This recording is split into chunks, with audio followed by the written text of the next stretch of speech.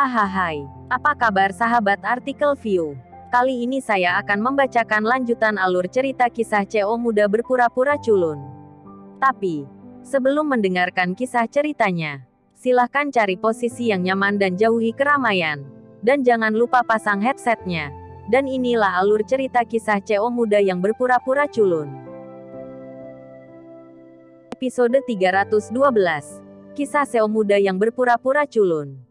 Setelah Hari Keluarga merilis berita Asosiasi Amal, seluruh komunitas bisnis di Bandung sangat ingin pindah.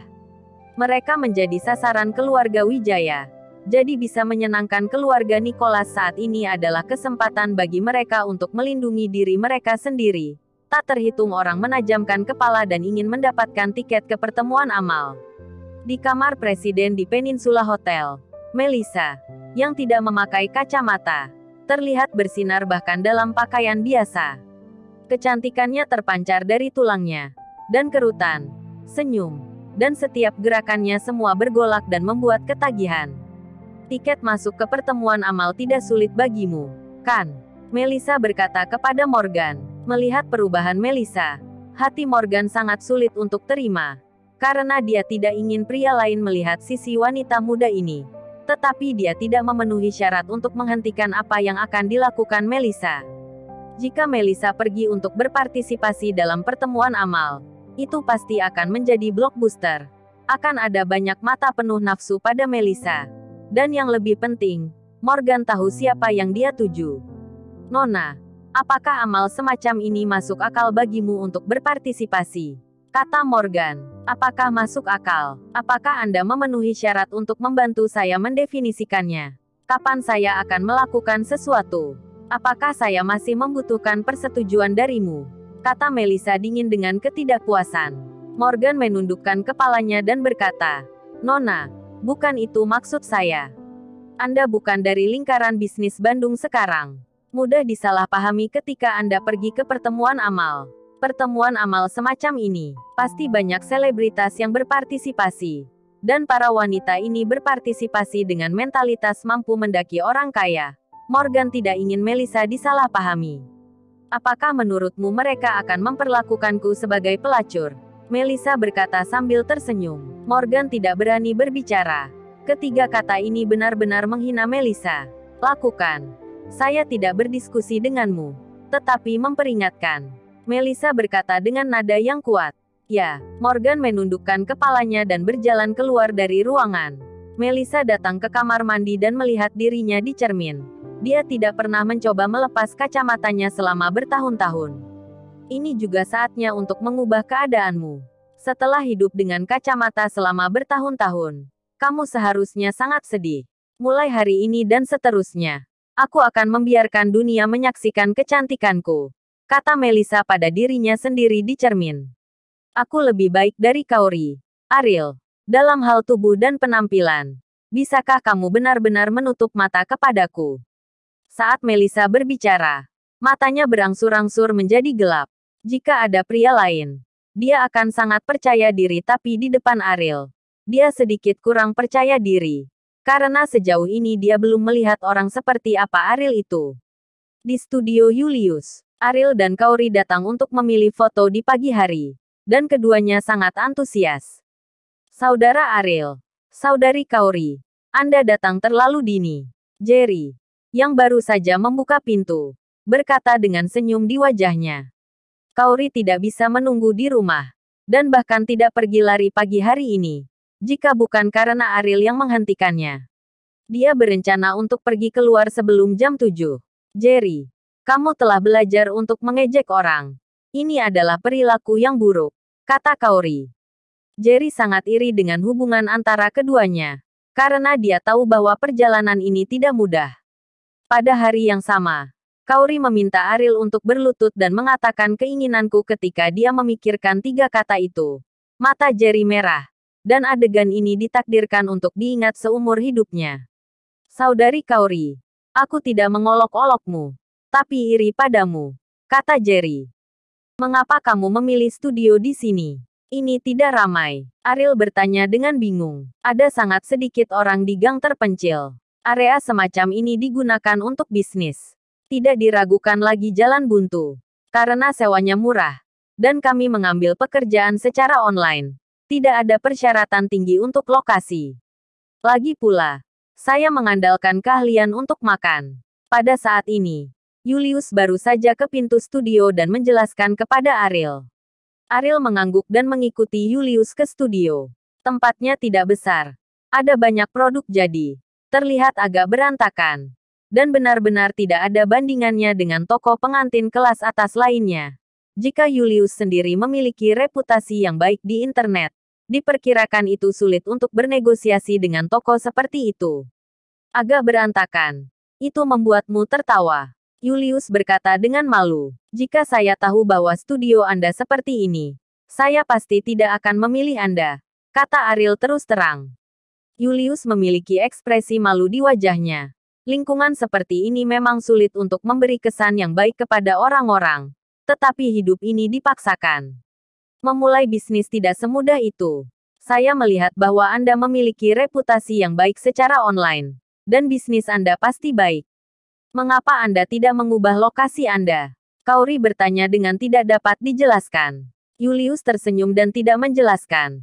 Tetapi Ariel menemukan bahwa ekspresi Jerry berubah. Sepertinya Julius menyembunyikan sesuatu. Secara alami, Ariel tidak akan bertanya lebih banyak tentang hal-hal yang tidak ingin disebutkan pihak lain. Semua foto telah disempurnakan. Anda dapat memilihnya dan melihat apa yang akan digunakan sebagai bingkai. Apa yang akan digunakan sebagai hiasan, dan juga beberapa pernak-pernik. Kata Julius, ketika mereka berdua memilih foto, mereka hanya mengerti mengapa Julius memiliki reputasi yang baik di internet. Keterampilan fotografinya memang sangat bagus, dan setiap foto disajikan dengan sempurna, yang membuat Kaori jatuh ke dalam situasi yang sangat kusut, tidak tahu mana yang lebih baik. Apa yang harus saya lakukan? Saya ingin menggantung foto masing-masing di rumah, kata Kaori kepada Ariel yang kusut. Kenapa kamu tidak menjadikannya wallpaper dan menutupi semua dinding rumah? Kata Ariel sambil tersenyum. Kaori menggelengkan kepalanya berulang kali. Meskipun dia benar-benar ingin melakukan ini, itu terlalu berlebihan. Akan memalukan melihat para tamu datang ke keluarga. Ketika keduanya memilih foto, Julius dan Jerry sedang mengobrol.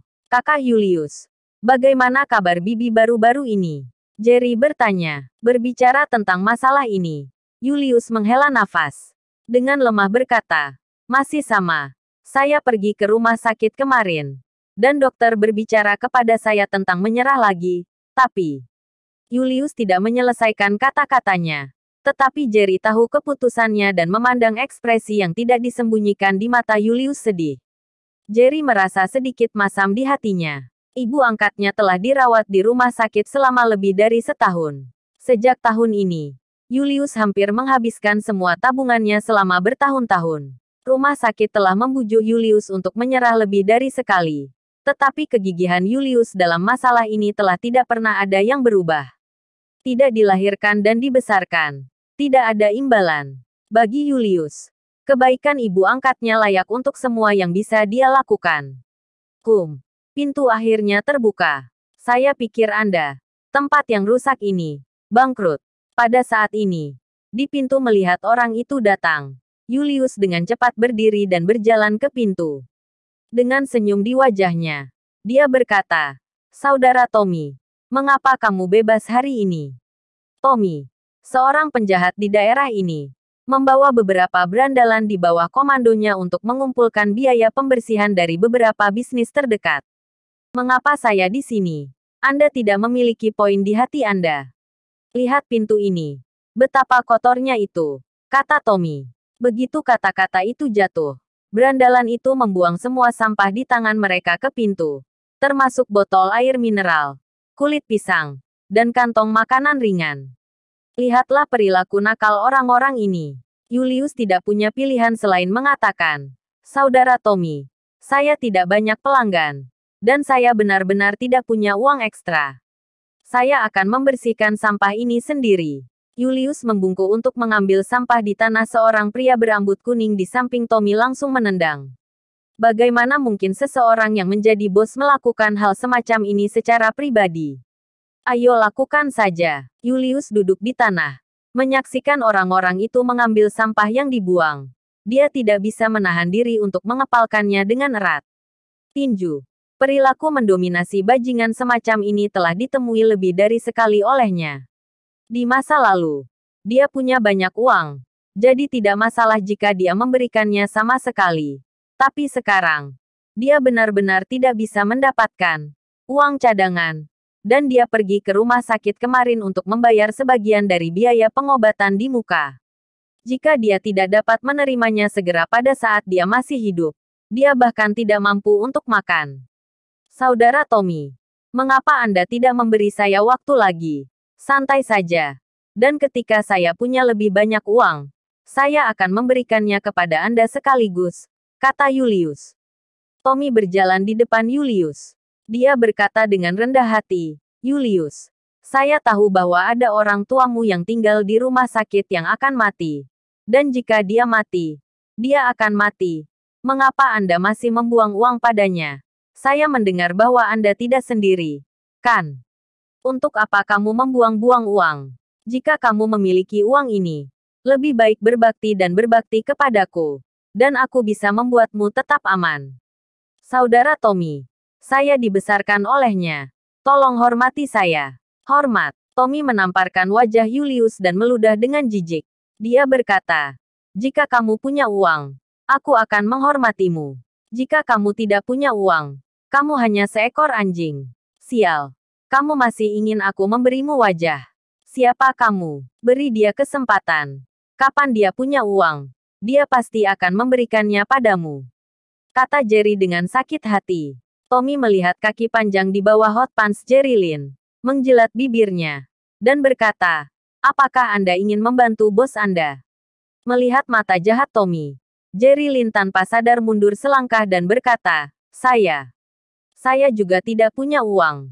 Saya tidak punya uang untuk mengatakan, selama Anda bersedia menemani saya tidak akan mempersulitnya hari ini. Bagaimana? Tommy berjalan kepada Jerry Lin, mengambil napas dalam-dalam, dan melanjutkan, parfum jenis apa yang Anda gunakan? Baunya sangat menawan. Itu membangkitkan keinginan saya di pagi hari. Saudara Tommy, masalah ini tidak ada hubungannya dengan dia. Dia hanya seorang pekerja. Jangan mempermalukannya, kata Julius. Tommy melirik Julius dengan tidak sabar, dan berkata dengan marah, Julius, kamu dapat memberikan uang hari ini, atau membiarkan adik perempuan ini menemani kita minum dan minum. Jika tidak, jangan pikirkan itu. Hari ini, aku menghancurkan semua barang-barang di toko Anda. Foto-foto itu akan menghabiskan banyak uang. Anda dapat memikirkannya dengan jernih. Saudara Tommy, apakah Anda mencoba memaksa saya ke jalan buntu? Mata Julius tiba-tiba menyipit. Tidak ada gunanya menunjukkan pengecut baginya, yang tidak punya tempat untuk pergi. Jadi dia hanya bisa mencoba untuk menguatkan sikapnya. Bersambung.